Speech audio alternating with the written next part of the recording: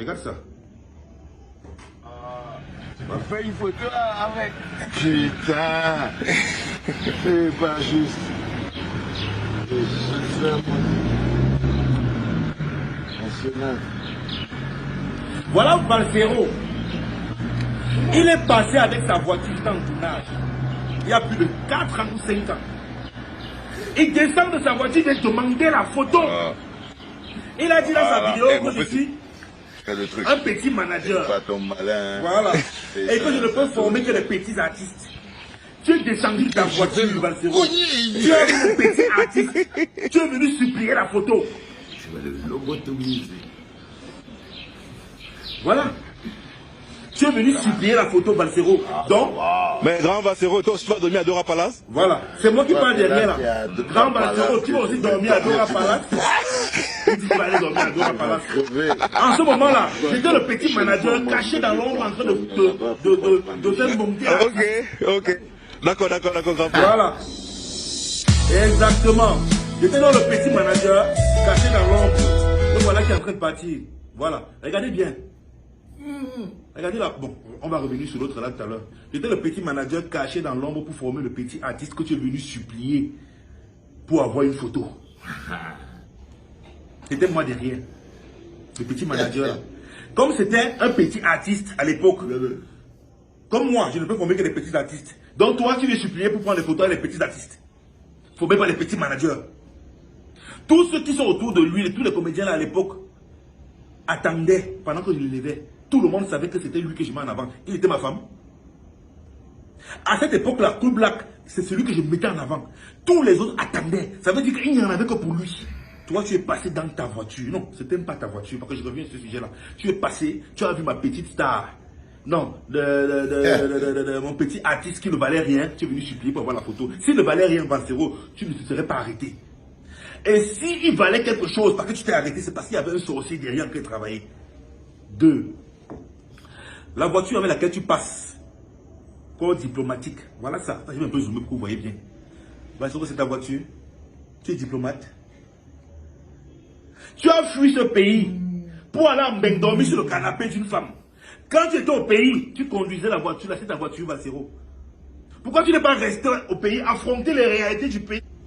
Tu ne connais pas le contexte dans lequel j'ai fait cette vidéo. J'ai fait cette vidéo pour passer un message et pour donner une réponse à une certaine situation. Tu ne sais même pas pourquoi. Tu viens, tu coupes au milieu et tu me fais ta vidéo. Balsero, je vais te montrer une autre vidéo. Un vieux père comme toi, ambassadeur, qui dort sur le canapé en quand la femme est fâchée. Regarde la vidéo que tu avais dit toi-même. Regarde, c'est toi qui avais dit ça. Écoute bien, hein. Parce que quand tu filmes ton coup, tu oublies, parfois tu perds la tête. Écoute ce que tu avais dit. Balsero, moi, William Seno m'a traité de sorcier dans tout ce pays. J'ai la casquette de celui qui tue les gens pour réussir. Tu étais avec moi?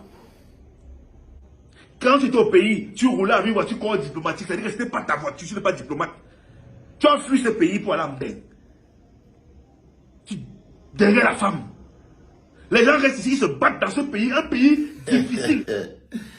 Mon petit, je vais commencer par des choses simples. Je ne sais pas comment elle s'appelle la femme de ce, j'ai oublié, Laetitia, Vanessa. Laetitia. Quand le marabout dit mets 2 gouttes de Tobassi, il ne faut pas verser tout le flacon. Ok? Regarde comment tu as transformé un homme. Regarde ce que tu as fait d'un homme. Ça, c'est quand quelqu'un a augmenté la dose de Tobassi. Donc, on va commencer par régler ce problème. Ma fille, baisse le niveau, sinon le gars, il va devenir fou. Ok? Donc, ça, c'était juste pour régler un truc parce que j'ai l'impression que c'est l'amour qui le dérange. J'ai l'impression qu'il est trop amoureux. Il est tellement amoureux qu'il il ne contrôle plus ses émotions. Deuxième chose, et ça, c'est pour toi, Seigneur. Je vois que tu essayes d'avaler une noix de coco. Je vois, quand j'ai regardé ta vidéo, j'ai dit, voilà un petit qui essaye d'avaler une noix de coco, une grosse noix de coco. J'espère que tu as confiance à ton bout, là. J'espère que tu as confiance à tes fesses, parce que la noix de coco que tu essayes d'avaler, là, est difficile à avaler, mon petit pépé. Maintenant, je vais t'expliquer qu'est-ce que tu es, William Seno. Je n'ai aucun problème avec toi, mon fils. Mon petit, je n'ai aucun problème avec toi, man.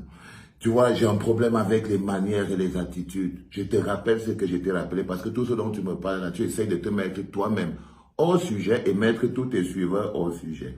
Non. Je t'ai rappelé de ne pas parler à tes comédiens comme si tu parlais à des torchons. Ce n'est pas poli. C'est de ça dont je t'ai parlé. Je t'ai dit que tu ne peux pas faire asseoir des gens devant toi et leur dire qu'ils ne travaillent que pour le rayonnement de Laetitia. Parce que Laetitia, c'est ta sœur, c'est ta copine. Et je t'ai dit que ça n'a pas beaucoup de classe de dire ça. De faire asseoir des adultes, comme tu parlais des pères d'enfants, des machins. Tu vois, de faire asseoir des pères d'enfants et leur dire que là où ils sont là, dans ton truc là, ils sont au service de Laetitia. C'est pour ça qu'elle été dit, Laetitia, que quand tu rends un homme fou avec de tabac, si on dit 2 gouttes, mets 2 gouttes. Parce que là, j'ai l'impression que tu as cassé toute la bouteille de tabac dans la tête du petit frère ici. Donc, c'est de ça qu'il s'agit, William Seignou. Donc, tu leur as parlé avec arrogance. Est-ce que toi, quand tu as regardé ta vie, même quand tu parles, tu ne sens pas l'arrogance. Tu leur as parlé avec mépris. Tu leur as parlé avec condescendance. Tu les as insultés. C'est ça que je t'ai dit. Avant que tu me sortes, quand tu passes filmer mon vieux 4x4, qu'il reste comme ça. Le 4x4 là, j'avais acheté ça chez l'ambassadeur du Brésil quand il était au Cameroun. C'était un bon 4x4. Et tu vois la plaque diplomatique là, c'est que bon, tu vois, moi quand je choisis mes femmes, je sais où les choisir. Donc tu vois, ça c'est maman. Quand tu vois la plaque là, collée en bas, ça c'est la femme que tu as épousée. On dit derrière chaque grand homme se cache une grande femme.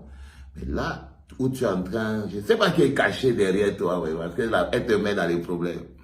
On dit que derrière chaque grand homme, tu vois, j'avais mon gros 4x4 et derrière tu voyais CD. Ça c'est la femme. Tu vois, c'est quand tu as choisi, quand tu connais. Donc, parle pas les choses que tu ne comprends pas, qui dépassent ton âge et tout. Je suis juste en train de te dire que c'était ça mon problème avec toi. Donc, tout le reste des débats là où tu m'amènes là, c'est ta réaction. Maintenant, tu me dis que je ne sais pas dans quel contexte tu as enregistré cette vidéo, mais je te dis que je sais. Tout le monde sait dans quel contexte tu as enregistré cette vidéo. Peut-être c'est toi que tu as oublié. Moi, je te rappelle rapidement parce que c'est pour ça que je fais cette vidéo. Pour te rappeler dans quel contexte j'ai fait cette vidéo.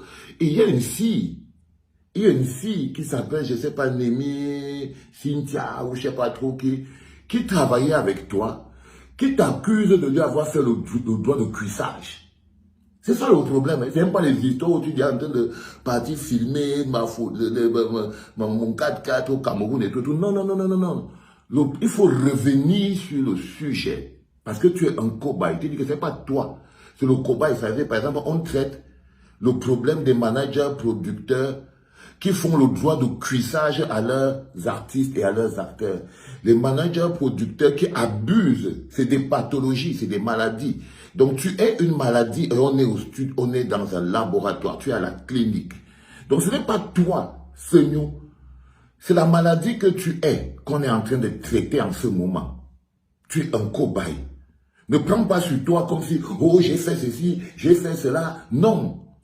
Tu as juste la malchance d'être l'exemple qu'on utilise pour démontrer au monde d'abord la souffrance des jeunes acteurs, comment c'est qu'ils sont torturés, que quand vous les voyez sortir plus tard, sachez qu'il y en a qui traversent des étapes traumatisantes.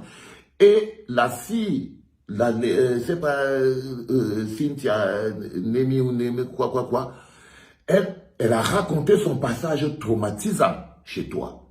Parce que quand tu dis que l'on ne connaît pas le contexte dans lequel tu as fait cette vidéo, non, non, non, on connaît très bien le contexte. Donc cette fille, Némi machin truc, elle t'a accusé d'avoir fait le droit de cuissage, de t'être servi de ton poste de manager pour avoir droit à ses faveurs du toutou.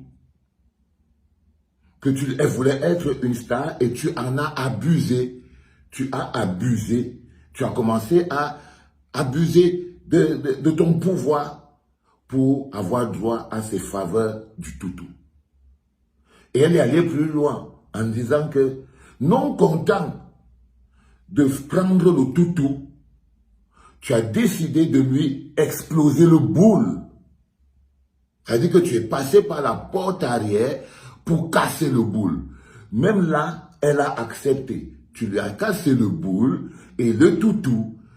Et maintenant, comme le traumatisme ne reste pas longtemps, elle a parlé de ça. Et toi, tu es étonné qu'elle ait parlé de ça. Tu t'énerves donc. Ok? Au lieu de régler avec elle, discuter avec elle, tu fais bonne preuve d'arrogance. C'est là où tes pathologies sortent. Parce qu'en fait, si tu étais quelqu'un qui n'était pas arrogant, tu n'aurais pas fait asseoir tous les gens que tu as fait asseoir, tout ton staff que tu as fait asseoir pour expliquer. Et maintenant, tu avais peur que ta go, parce que Laetitia ne rit pas, hein, quand elle met le toto, elle met bien dedans. Hein. Donc, Laetitia ne rit pas. Résultat des courses, tu veux aussi convaincre Laetitia que tu en as bien. Que l'histoire d'avoir tapé le toutou et avoir cassé le boule de l'autre, il faut qu'elle oublie ça. Du coup, tu commences à vouloir, tu crois que en piétinant le reste des acteurs, en la mettant en avant, elle va oublier que tu as tapé le toutou de l'autre et que tu lui as cassé le boule. Ok? C'est ça, c'est là où on est, c'est ça le sujet fondamental. C'est dans ce cadre-là que tu as fait cette vidéo. Donc ne me dis pas que je ne connais pas dans quel cadre tu as fait cette vidéo. Je voulais juste te ramener au problème. Ok? Et face à cette situation, donc tu as démontré tes capacités d'être la maladie dont je parle dans l'univers de l'art et de la culture. Ces managers qui abusent des faiblesses des jeunes acteurs et des jeunes artistes, qui profitent de leur possibilité. Parce que quand ils arrivent, ils sont jeunes, ils sont vulnérables, ils sont en situation de vulnérabilité. Et toi, tu abuses d'eux sans limite. C'est de ça qu'il s'agit, Sogno. Donc, je voulais que tu comprennes ça avant de m'amener dans les délits, c'est monté, c'est descendu et tout. Dès que tu finis de régler le problème là, on va parler des autres choses, mon petit. Hein? Tu as des vrais problèmes, frère. Toi, tu as des vrais problèmes. Donc, calme-toi un peu. Je crois que comme j'étais un peu reprécisé de quoi il s'agit, j'espère que c'est maintenant clair dans ton esprit. Dégage. Dégage de mon truc. Dégage de mon truc, petit bandit. Seigneur, moi un villageois.